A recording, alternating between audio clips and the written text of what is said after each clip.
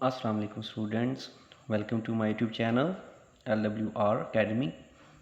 Students, जैसा कि आप लोग जानते हैं, हमने इससे प्रीवियस वीडियो में कूलर लॉ जो स्टार्ट किया था टॉपिक, उसका ये पार्ट हमने यहाँ तक डिस्कस किया था। आपको स्क्रीन पर दिखाई दे रहा है पेज नंबर 2, पेज नंबर हमारे पास 2 है, और जिसका स्टूडेंट्स हमने डिपेंडेंस ऑफ के बारे में पढ़ा था।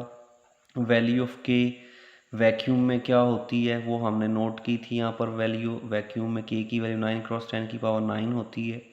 इसी तरह स्टूडेंट्स, अगर दो चार्ज के दरमियान कोई मीडियम रख दिया जाए तो के की वैल्यू क्या होगी। फिर स्टूडेंट्स हमने देखा था, दो चार्ज के दरमियान अगर कोई मीडियम आ जाए, डाइलेक्ट्रिक मीडियम आ जाए, कोई इंसुलेटर आ जाए, तो फिर के की वैल्यू इस वैल्यू से लेस हो जाएगी, कम हो जाएगी। और फिर हमने ये भी देखा था यहाँ पे कि एप्सिलॉन आर डाइलेक्ट्रिक या रिलेटिव परमिटिविटी जिसे हम कहते हैं, इसकी वैल्यू हमेशा 1 से ग्रेटर होती है इंसुलेटर के लिए और इन्फिनिटी के इक्वल होती है फॉर मेटल्स के लिए। तो ये वैल्यू इंक्रीज़ होने की वजह से, क्योंकि डिनोमिनेटर में वैल्यू जितनी बढ़ेगी, असल में ओवरऑल वैल्यू क्या होगी, डिक्रीज़ करेगी, कम करेगी। तो ये हमारे पास के मीडियम की वैल्यू फिर क्या हो जाएगी, लेस हो जाएगी 9 × 10⁻⁹ से। ये हमने लास्ट टाइम स्टूडेंट्स इतना डिस्कस किया था आखिरी वीडियो में। तो इसी तरह स्टूडेंट्स, हम आज कूलर लॉ का जो अपना टॉपिक था उसे कंप्लीट करेंगे। तो नेक्स्ट हम देखते हैं ज़रा, आज वीडियो लेक्चर में हमने आगे केसेस दो डिस्कस करने हैं स्टूडेंट्स। यहाँ पे कूलर लॉ से रिलेटेड केस नंबर 1 आपको स्क्रीन पर यहाँ पर दिखाई दे रहा होगा इस वक्त।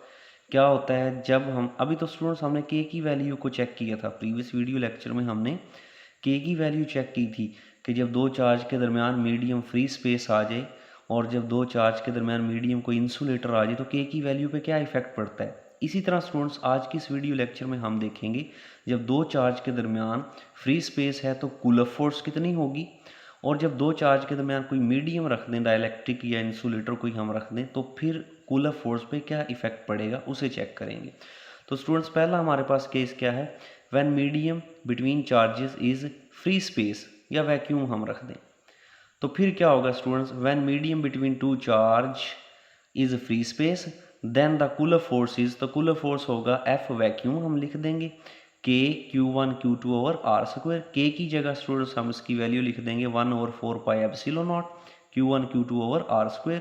अगर इसी को स्टूडेंट्स हम वेक्टर फॉर्म में लेके आए वैक्यूम वाली वैल्यू को, तो फोर्स के ऊपर एरो आ जाएगा। ये मैग्नीट्यूड थी, इसको वेक्टर बनाने के लिए हम साथ क्या लिख देंगे, यूनिट वेक्टर यहाँ पर लिख देंगे जो डायरेक्शन को रिप्रेजेंट करेगा। तो इतनी ये स्टूडेंट्स यहाँ पे हमारे पास वैल्यू होगी कूलर फोर्स की जब दो चार्ज के दरमियान मीडियम क्या होगा, फ्री स्पेस होगा। इसी तरह अगर हम मीडियम चेंज कर दें, हम क्या कर दें, इंसुलेटर या कोई डाइलेक्ट्रिक मीडियम रख दें, तो फिर स्टूडेंट्स कूलर फोर्स पर क्या इफेक्ट पड़ेगा वो हम चेक करेंगे।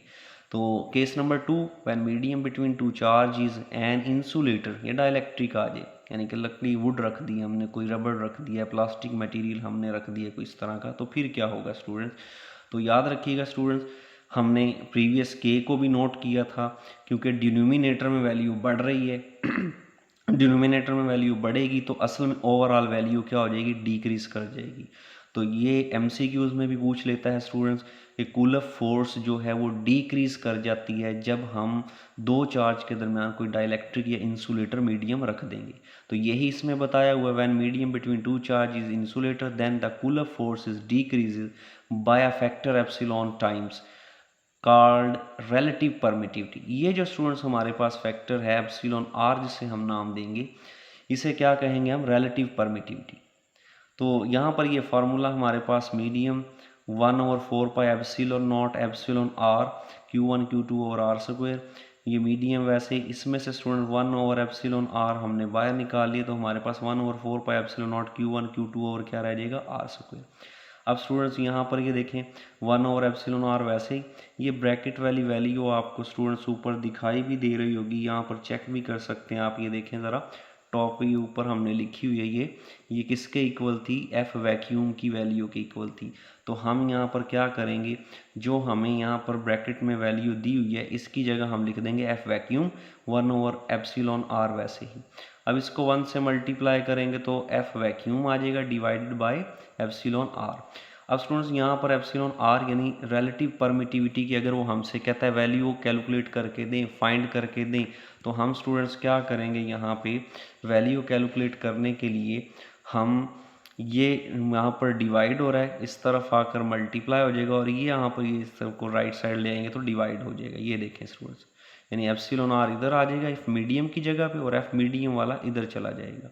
तो एप्सिलॉन आर क्या बन गया है, रेशो बन गई है स्टूडेंट्स किसके दरमियान, फोर्स जब दो चार्ज के दरमियान वैक्यूम था मीडियम, और कौन सी फोर्स जब दो चार्ज के दरमियान कोई मीडियम रख दिया डाइलेक्ट्रिक, तो इन दो फोर्सेस के दरमियान ये क्या आ गई है, रेशो, जिसकी डेफिनेशन स्टूडेंट्स कुछ हमने यहाँ पर इस तरह लिखी भी हुई है, रिलेटिव परमिटिविटी की एप्सिलॉन आर जिसे हम कहेंगे क्या है ये, it is a ratio of force between the two charges when there is a free space, जब दो चार्ज के दरमियान फ्री स्पेस थी तब जो फोर्स थी वो, to the force when the dielectric is use, जब दो चार्ज के दरमियान डाइलेक्ट्रिक रख दिया उस फोर्स के दरमियान क्या थी, रेशो।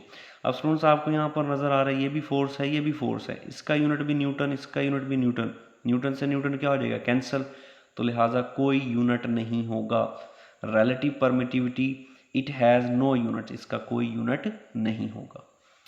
इसी से आगे स्टूडेंट्स हम यहाँ पर एक शॉर्ट क्वेश्चन इंपॉर्टेंट, बड़ी बार ये पूछा भी जा चुका है पेपर के अंदर, अक्सर डिफरेंट तरीके से ये पूछा जाता है क्वेश्चन, जिसकी स्टेटमेंट्स मैं आपको स्क्रीन पर शो करवा रहा हूँ, टॉप पे ये लिखी हुई है।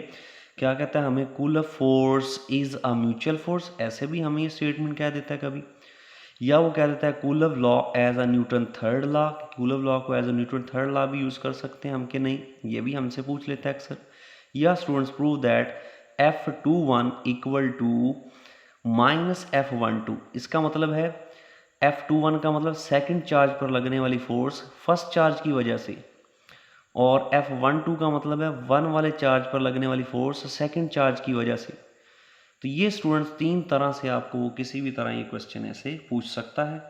तो इसको ज़रा अब हम प्रूव करते हैं यहाँ पर स्टूडेंट्स। तो आपको सबसे पहले डायग्राम पे गौर करना है, Q1 चार्ज ले लिया, ये हमने क्या ले लिया, Q2 चार्ज। फर्ज कर लिया स्टूडेंट्स Q1 चार्ज फोर्स लगा रहा है Q2 चार्ज पर, कितनी लगा रहा है, ये वाली F21, इसका मतलब है सेकंड चार्ज पर लगने वाली फोर्स फर्स्ट की वजह से। और स्टूडेंट्स इस फोर्स की जो डायरेक्शन है, या ये चार्ज मूव करेगा दूर, रिपेल करेगा, यानी कि Q1 चार्ज क्या करेगा, रिपेल, कि फर्ज कर लिया ये भी हमारे पास पॉजिटिव चार्ज है, ये भी क्या है, पॉजिटिव चार्ज, तो Q1 उसे रिपेल करेगा, किस डायरेक्शन में रिपेल करेगा, वो डायरेक्शन शो करेगा R यूनिट वेक्टर 21। अब स्टूडेंट्स हम ये जानते हैं कि अगर Q1 चार्ज Q2 पर फोर्स लगा रहा है तो Q2 भी आराम से नहीं बैठेगा, Q2 भी फोर्स लगाएगा Q1 पर, वो भी उतनी ही फोर्स लगाएगा जितनी Q1 लगा रहा होगा उस पर। न्यूटन थर्ड लॉ यही कहता ना, action and reaction are equal but opposite in direction. तो यही स्टूडेंट सब था, Q2 भी इस पर फोर्स लगाएगा जो सेकंड डायग्राम में दिखाई गई है, ये देखें Q2 जो इस पर फोर्स लगाएगा वो हम कहेंगे F12, इसका मतलब है वन चार्ज पर लगने वाली फोर्स सेकंड की वजह से, और उसकी डायरेक्शन शो करेंगे हम R यूनिट वेक्टर 1 2 के साथ, और इन दो चार्ज के दरमियान जो डिस्टेंस है स्टूडेंट्स वो क्या होगा, हमारे पास R होगा, जिसको हमने कुछ एक्सप्लेनेशन की फॉर्म में ऐसे लिख भी दिया है। तो लिहाजा स्टूडेंट्स यहाँ पर मैंने ये मेंशन किया हुआ है, पहले का लिखा हुआ है F21 force exerted on Q2 charge by Q1, यानी Q2 चार्ज पर लगने वाली Q1 की वजह से। इसी तरह स्टूडेंट्स F12 का मतलब force exerted on Q1 bye Q2, Q1 पर लगने वाली फोर्स Q2 की वजह से। तो इन्हीं की बेस पर स्टूडेंट्स हम कूलम्ब फोर्स को दोबारा से उसका फार्मूला बनाएंगे। तो आपको यहाँ पर दिखाई दे रहा है कूलम्ब फोर्स F21 का फार्मूला क्या बन जाएगा, 1/4 pi epsilon not Q1 Q2 over R square, और वेक्टर फॉर्म में है तो इसी की यूनिट वेक्टर की डायरेक्शन ये आ जाएगी हमारे पास R यूनिट वेक्टर 21, इसे हम कह देंगे इक्वेशन नंबर 1। सिमिलरली स्टूडेंट्स हम बनाएंगे फर्स्ट चार्ज पर लगने वाली फोर्स सेकंड की वजह से, वो हमारे पास ये फार्मूला होगा, आपको दिखाई दे रहा है यहाँ पर, इसको हम कह देंगे इक्वेशन नंबर 2 का नाम दे देंगे। अभी हमने स्टूडेंट्स ऊपर डायग्राम आपको दिखाई भी दे रही है वहाँ पर कि दोनों ही डायरेक्शन रिप्रेजेंट जो हैं वो डायरेक्शन जो शो कर रहे हैं R21 और R12 दोनों ही सेम है, मतलब इनकी मैग्नीट्यूड्स क्या होंगी, इक्वल होंगी, मैग्नीट्यूड में सेम है, बट नेगेटिव साइन क्या शो कर रहा है, दोनों की डायरेक्शन ऑपोजिट है। देखें ज़रा डायग्राम में, एक डायरेक्शन से अपवर्ड यहाँ पर यूनिट वेक्टर शो कर रहा है, एक डायरेक्शन है डाउनवर्ड, मैग्नीट्यूड में सेम है, मतलब कि आप अगर इन दोनों की मैग्नीट्यूड देखें फोर्सेस की, वो सेम होगी, लेकिन डायरेक्शन नेगेटिव साइन क्या शो कर रहा है, डायरेक्शन उनकी क्या है, ऑपोजिट है। तो उसके लिए हमने नेगेटिव साइन यहाँ पर लगा लिया। तो मैं क्या करता हूँ स्टूडेंट, जो इक्वेशन हमारे पास 1 है, इसमें मैं R21 की जगह मैं -R12 पुट कर सकता हूँ। तो ये देखिए हमने लिख दिया, देन इक्वेशन 1 बिकम्स, क्या बन जाएगी, F21 equal to 1/4πε0 Q1 Q2 over R square, और ये R21 की जगह मैंने क्या पुट कर दिया है, -R12 यूनिट वेक्टर। अब ये माइनस स्टूडेंट्स हम ले जाएंगे बाहर, ये आ गए बाहर, और ब्रैकेट के अंदर हमारे पास 1/4πε0 Q1 Q2 और R स्क्वायर और R12 यूनिट वेक्टर। तो अब ये स्टूडेंट्स ब्रैकेट के अंदर वैल्यू ज़रा गौर करें, क्या इक्वेशन 2 नहीं बन गई है, ये जो ब्रैकेट के अंदर इक्वेशन 2 ये किसके बराबर थी, F12 के इक्वल थी। तो यहाँ पर स्टूडेंट्स हम ये इस ब्रैकेट की जगह पे क्या पुट कर देंगे, F12 पुट कर देंगे। ये देखें F21 वैसे ही, माइनस का साइन भी वैसे ही, और ये ब्रैकेट वाली वैल्यू की जगह हम क्या पुट कर देंगे, F12। तो ये स्टूडेंट्स थी हमारे पास जो म्यूचुअल फोर्स, कूलर फोर्स यहाँ से साबित हो गया है। म्यूचुअल फोर्स मीन बाहमी फोर्स, एक दूसरे पे लगने वाली ये फोर्स थी। यहाँ पर स्टूडेंट्स इंपॉर्टेंट की पॉइंट मैंने लिखा है यहाँ पर, क्या है, the value of epsilon R for air, air के लिए स्टूडेंट्स इतनी वैल्यू होती है ये, और जबकि अप्रॉक्सीमेटली जो वैक्यूम के लिए हमारे पास ये वैल्यू होती है 1 एप्सिलॉन आर की। तो लिहाजा हम कह देते हैं फिर फोर्स वैक्यूम के लिए और फोर्स एयर के लिए तकरीबन वो क्या हो जाएंगी, इक्वल ही हो जाएंगी तकरीबन। ये भी आपने एमसीक्यूज के लिए पॉइंट यहाँ तक रखना है। तो यहाँ तक स्टूडेंट्स ये हमारा क्वेश्चन था लॉन्ग कूलम्ब लॉ चैप्टर 12 का सेकेंड ईयर फिजिक्स से।